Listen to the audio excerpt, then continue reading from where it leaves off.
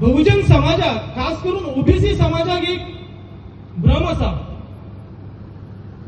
OBC समाज कितें म्हणटा की बाबासाहेबान हे सगळं तुमकांच दिला, एसटी समाजा खातीरूच दिला.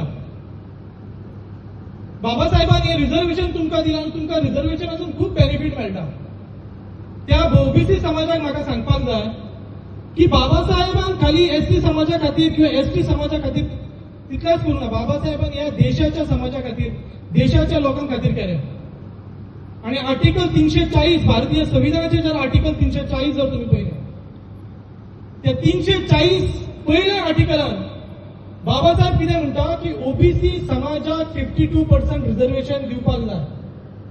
रिझर्वेशनाची पहिली मागणी जर कोणाची आसा जाल्यार ती ओबीसी समाजाची आसा. आणि त्या टायमाचेर बाबासाहेब सांगता की ओबीसी समाजाक रिझर्वेशन दिया, कितले दिया, 52% दिया. आणि त्या टायमाचे पंडित जवाहरलाल नेहरू, मागीर सरदार वल्लभभाई पटेल जो स्वतः ओबीसी समाजाचो असो, तो बाबासाहेबाक प्रश्न करता की who is this OBC, OBC कोण आपण वळखना. आणि म्हणून बाबासाहेब तेका सांगता आपण आर्टिकल 340 बरोवन दवरता की जेन्ना हो भारत देश स्वतंत्र जातलो, भारत देशाक संविधान लागू जातले, तेन्ना पयलो एक ओबीसी आयोग नेमचो. आयोगाच्या अंडर तुम्ही स्टडी करचे की ओबीसी कोण ते आणि ओबीसी पहिली रिझर्वेशन दिवचे. बाबासाहेबान 52% रिझर्वेशनाची मागणी केली. आणि मागीर मागीर आर्टिकल 41 आणि आर्टिकल 42 आसा ते एससी आणि एसटी खातीर आसा.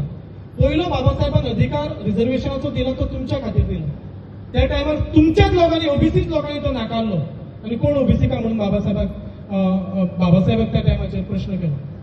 म्हणून ओबीसी बांधवांक सुद्धा बाबासाहेबांची जाणीव असपाक जाय, बाबासाहेबांची विचारांची जाणीव असपाक जाय. आम्ही शूद्र समाजानूच येता आणि एससी एसटी ओबीसी हे सगळे आम्ही एकूच भावभाव आसा आणि म्हणून आम्ही सगळेजण मेळून काम करपाक जाय.